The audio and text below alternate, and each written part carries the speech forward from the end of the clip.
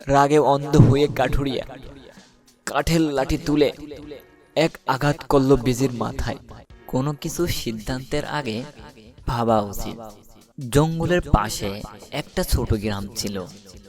গ্রামের শেষ প্রান্তে গহীন গাছপালার ভেতরে ছিল কাঠুরিয়ার একটা ছোট ঘর। ঘরটা খুবই সাধারণ হলেও ভীষণ সুন্দর আর পরিপাটি ছিল।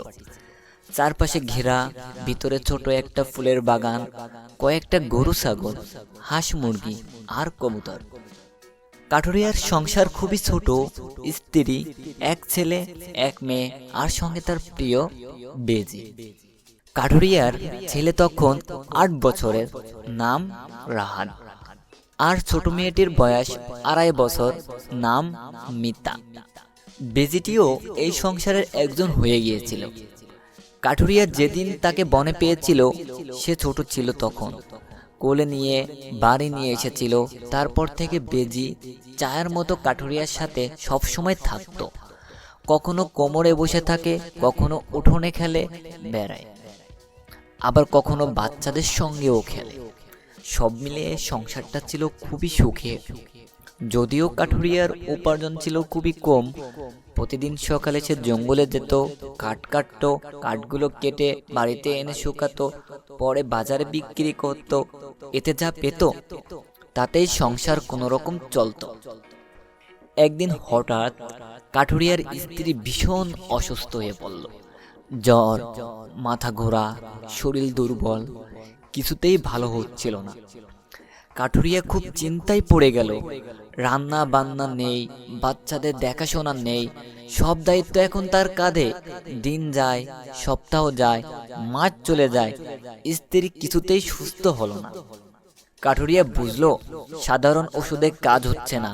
তখন গ্রামের লোকেরা তাকে বলল, জঙ্গলের শেষ মাথায় এক নামকরা বৈদ্য আছেন, তার ওষুধে কঠিন রোগও ভালো হয়। কাঠুরিয়া অনেক আশা নিয়ে একদিন ভোরে উঠে সে ঠিক করলো বৈদ্যের কাছে যাবে।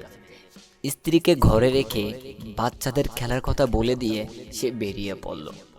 কিন্তু সে জানতো না ওই দিনই ঘটবে ভয়ঙ্কর একটা ঘটনা, যা তার জীবনের সবকিছুই বদলে দেবে। সকালে রাহাত আর মিতা উঠোনে খেলছিল। খেলতে খেলতে হঠাৎ বলটা বেড়ার বাইরে চলে গেল। রাহাত দৌড়ে গেল বল আনতে। মিতা একা রইল উঠোনে। ওদিকে উঠোনের কোণে একটা বড় মাটির হাঁড়ি ছিল, যেটাতে গরুর জন্য পানি রাখা হতো। কিন্তু ছোট পায়ে হেঁটে গিয়ে তাতে হাত ডুবিয়ে খেলা শুরু করলো, পানি ছিটিয়ে। সে খিলখিল করে হাঁটছিল। ঠিক তখনই জঙ্গলের দিক থেকে একটা অদ্ভুত সাপ এলো। এ সাপকে বলা হয় দুমুখ সাপ। এর দুদিকে মুখ, দেখতে খুব ভয়ঙ্কর, কিন্তু আসলে সে সাপটা শান্ত স্বভাবের ছিল। গরমে কষ্ট পেয়ে সে পানি খেতে এলো। মিতা সাপ দেখে ভয় পায়নি, বরং ভেবেছিল খেলতে এসেছে নতুন বন্ধু। তাই সে হাত বাড়িয়ে দিল এবং সাপটাকে ঠেলতে লাগলো। দুমুখ সাপ কিছু বলল না, চুপচাপ পানি খেলো, শরীর ঠান্ডা করলো, তারপর ধীরে ধীরে চলে গেল। কিন্তু বিপদ এখানেই শেষ হলো না। কিছুক্ষণ পর আবার অন্য দিক থেকে এলো এক ভয়ঙ্কর গোখরা সাপ। তার ফনা তোলা ফোঁস ফোঁস আওয়াজে সে এগিয়ে আসছিল পানির হাড়ির দিকে। মিতা গোখরাকে দেখে খুশি হয়ে হাততালি দিল। ভাবলো আগের মতো এটিও তার সঙ্গে খেলবে। তাই সে গোখরার মাথায় হাত দিয়ে আদর করলো।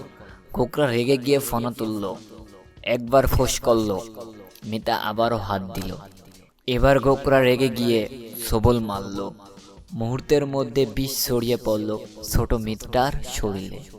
তার মুখ নীল হয়ে গেল, শরীর নিস্তেজ, মাটিতে লুটিয়ে পড়ল। সবকিছু দেখছিল কাঠুরিয়ার পোষা বেজি। খাঁচায় আটকে থাকায় সে বের হতে পারছিল না। কিন্তু মিতার চিৎকার, গোখরার ফোঁস ফোঁস শব্দ সব শুনে সে খাঁচা ভেঙে বের হওয়ার চেষ্টা করতে লাগলো। অবশেষে খাঁচা ভেঙে বের হলো। তারপর শুরু হলো এক ভয়ঙ্কর যুদ্ধ, সাপ আর বেজি। বেজি লাফিয়ে সাপের উপর ঝাঁপিয়ে পড়ল। গোখরা ছোবল মারল, বেজি এড়িয়ে গেল। কখনো ঠোঁটে কামড়, কখনো শরীর পেঁচিয়ে লড়াই। উঠোন জুড়ে যেন ধুলোর ঝড় উঠল। অনেকক্ষণ লড়াইয়ের পর অবশেষে গোকরা সাপ মাটিতে লুটিয়ে পড়ে মারা গেল। কিন্তু বেজিও তখন আহত, শরীর জুড়ে রক্ত, মুখে লেগে আছে সাপের কামড়ের দাগ। তবুও বেজি হাল ছাড়ল না। সে দৌড়ে জঙ্গলে চলে গেল। সবাই জানে বেজিরা বিশেষ কিছু গাছের পাতা খায়, যা খেলে সাপের বিষ নষ্ট হয়ে যায়। হয়তো সে নিজেকে বাঁচাতে সেই পাতার খোঁজে গেছে। এদিকে রাহাত ফিরে এসে দেখল তার ছোট বোন মাটিতে অচেতন, মুখ নীল হয়ে গেছে। পাশে দাঁড়িয়ে আছে বেজি, মুখে রক্ত। রাহাত ভয়ে চিৎকার করে কাঁদতে লাগলো, আব্বা, আব্বা, বেজি আমার বোনকে মেরে ফেলেছে। ঠিক তখনই কাঠুরিয়া ফিরে এলো, বৌদ্ধ নিয়ে। দৃশ্য দেখে সে হতভম্ব। মেয়ে মাটিতে পড়ে আছে, পাশে বেজি, মুখে রক্ত। ছেলে কাঁদছে, বলছে বেজি করেছে। রাগে অন্ধ হয়ে কাঠুরিয়া কাঠের লাঠি তুলে এক আঘাত করলো বেজির মাথায়। বেচারা বেজি মাটিতে লুটিয়ে পড়ল। বৌদ্ধ মিতাকে পরীক্ষা করলো, তারপর বলল এটা সাপের কামড়ের দাগ, বেজি কিছু করেনি। এরপর বৌদ্ধ হঠাৎ দেখলো বেজির মুখে একটা গাছের টুকরা। সে বিস্মিত হয়ে বলল, এটা তো সেই বিশেষ গাছ যা সাপের বিষ কাটায়। বেজি হয়তো জঙ্গলে গিয়ে গাছ খেয়ে এসেছে আর মেয়েটিকে বাঁচানোর চেষ্টা করেছে। সব শুনে কাঠুরিয়ার বুক ফেটে গেল। সে কাঁদতে লাগলো, আমার বেজি, তুই আমার সন্তানকে বাঁচাতে গিয়ে নিজের জীবন দিলি, অথচ আমি তোকেই মেরে ফেললাম। কিছুক্ষণের মধ্যে বৌদ্ধের ওষুধে মিতা ধীরে ধীরে সুস্থ হয়ে উঠল, কিন্তু বেজি আর ফিরে এলো না। হায় আফসোস। ভাই, ভালো লাগলে সাবস্ক্রাইব, লাইক, শেয়ার।